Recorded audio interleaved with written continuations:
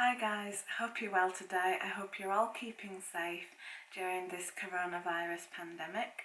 Today's video I am going to be talking about my first 4 weeks as a newly qualified nurse.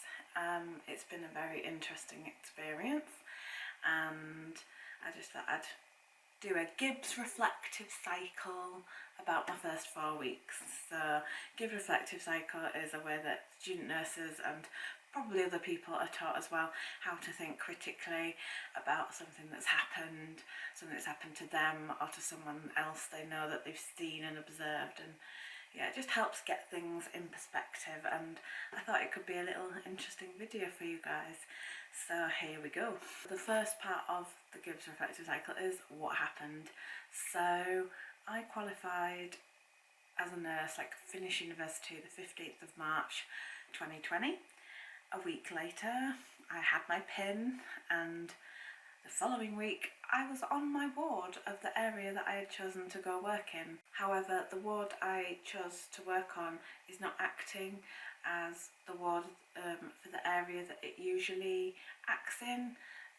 It's actually a COVID ward, and that is what I have been doing the last 4 weeks, looking after COVID-19 patients. From what I can remember, because 4 weeks seems like such a long time ago now, I was really nervous the night before. I don't think I got any sleep, and then on the day I was like a rabbit caught in headlights, like trying to figure out where things are. I was just very anxious that I wouldn't be able to do my duty or something was going to go wrong. However, as soon as I got on the ward and got into the staff room, everyone was there, and I felt quite reassured, having spoken to a few of them before handover, that it was all going to be okay, they were going to take care of me, and yeah, it was just nice knowing that I was going to be okay. Over the last 4 weeks I have slowly started to develop more confidence. I still can't find where anything is in the medicine room, still can't find where anything is in the storeroom and the dirty utility and the linen cupboard. Well, no, I know where everything is in the linen cupboard, but yeah, that's but basically I am developing in confidence, and it did feel really scary in the first week, having to constantly put on all the PPE that we have to wear. My ward luckily has 8 cubicle rooms, not bays, so every patient on there has their own room with their own bathroom, but every time you go into a patient you have to put on an apron, you have to put on the gloves, you have to put on a visor, you have to put on a mask before you go in there, and then when you come out before you come out the room you have to take your apron off, take your gloves off, wash your hands, which is really important. Then you come out the room, you can take the visor off, you can clean the visor, put it back. Masks, we've now been told you can wear for up to 8 hours, so we can keep those on, and the instructions we have at the moment are we have to wear them all over the ward area now. It used to be just when you're going in the patient's rooms, now we have to wear them at the nurse's station, and all that was really scary to keep on top of in your first few weeks, especially because the rules were changing constantly, and every day it was like, oh, you're doing this wrong, you need to do it this way, oh, you need to do it that way. Not just me, everybody else. So yeah, that was very scary, but now I'm very much used to it. I've always been, since I started my nursing training, good at washing my hands. Like, they're really dry now, guys, I'm not gonna lie. I have to use a lot of hand cream after work, and I use like hand masks and things to keep them nice and soft. But I did remember thinking, I am not going to be able to remember everything, I am going to mess up royally and I'll be out on my quiche there. Yeah, so I've been a bundle of nerves the last 4 weeks. And the third part of the Gibbs reflective cycle, what was good and bad about the experience? Well, COVID is having a major impact on me professionally.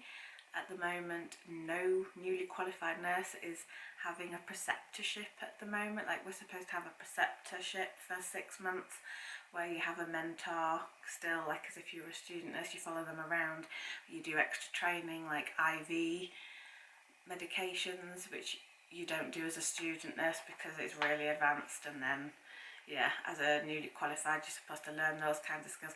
We've had none of that. It's just we've got to muck in and deal with COVID. So there's a lot of stuff I can't do, and I feel really guilty when I have to leave things for the more experienced nurses to do, because I'm just like, I can't do that. But then I do try and go and find something that I can do, such as restocking gloves, restocking the masks, giving out tablet medication, because I can still do tablet and liquid medication. So little things that I can do, I do try and do, and I let the more experienced nurses handle the stuff that I can't do. And another thing really is that a good thing about it is that I am learning about kind of infectious disease, like prevention control, I guess. With COVID, I'm learning about how to look after the patients with COVID better. I'm learning the importance of PPE and hand washing. It's all stuff that I wouldn't necessarily have come into contact with if my ward was acting as in its usual area. So I do feel I'm getting skills in certain aspects. Definitely my end-of-life care skills, they're always improving. Like I had a lot of end-of-life care experience on my management placement before I qualified, and I'm getting a bit more of that now, which is really sad, but I am giving the best care that I can, and I know that, and I can go home after each shift and feel proud that I've given really good COVID-19 care at the end of my busy day. And what's also been really good is, like I've said before, my colleagues, they've been really helpful, showing me where things are, constantly giving me feedback on how I can improve and how well I'm doing. And we're just a very, very supportive bunch, which I'm so grateful for, because I know not everyone is going to like everyone. It's physically impossible for everyone in the world to like you. And I was like, yeah, there's going to be someone on this ward who hates me, and there might be, I don't know, but we all act really professionally and we all work together because there's things that need to be done and they've got to be done, so you have to just get on with it and get on with the people you work with, even if you may not like them all the time. So yeah, that's been really, really great. Fourth part of the reflective cycle: what sense can I make of the situation? So from what I hope and believe and know, COVID-19 is not going to last forever.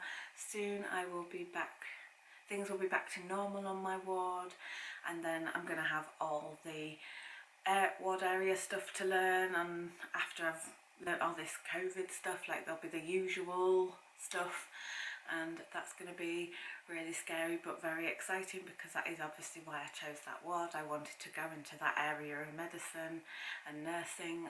So yeah, I'm just taking each day as it comes, because every day is really different. Things change all the time, and it's just me being adaptable and flexible to that and responding to it appropriately. Just the other day, the sister on my ward made me do the handover, and for the day I was like the pretend nurse in charge, which was a scary experience after only being in the role for 4 weeks. And then I was like given the keys and everything, and I was like, right, it's down to you to make sure this ward runs smoothly. I was very grateful that we only had a few patients on the ward, so there wasn't too much to do, but I got an idea of what it is going to be like when I do have to be in charge properly, when the ward is back to normal and full, and I'm able to see where I could have improved, what I did well, and how I can be better next time, because it is going to happen. Everyone on that ward has to be the nurse in charge at some point, especially when it might be a day when there's not a sister on duty. So yeah, that's going to be really interesting. Hopefully I don't have to be a nurse in charge for quite some time, but you never know. To conclude, there's not much that I think else I could do better or improve on at the moment. Like, generally, there are thousands of other newly qualified nurses just like me all over the country who are in this situation, and we just kind of have to get on with it and do the best we can. We have to take every learning opportunity we can and not practice outside our abilities. Like, if a fellow nurse asks me to do something, that I know I can't do because I don't know how to do it or whatever, I will say, I'm sorry, I can't do that, I don't know how, because I don't want to risk my pin, I don't want to risk the health and safety of myself or the patient or the other health professional, whatever it is. And yeah, the only thing we can all really do as newly qualified nurses at this time is to keep to the NMC Code of Conduct, which is our law and Bible basically for a nurse. And yeah, that's it. I'm managing. Things are getting better every day. Like every day I go in, I get that little bit more confident, and it's very reassuring. So I really hope you've enjoyed watching this video, found it a little bit interesting. If you're a newly qualified nurse and you want to chat about something, I'll link some social medias down below and we can start a conversation. You can leave me a comment down below.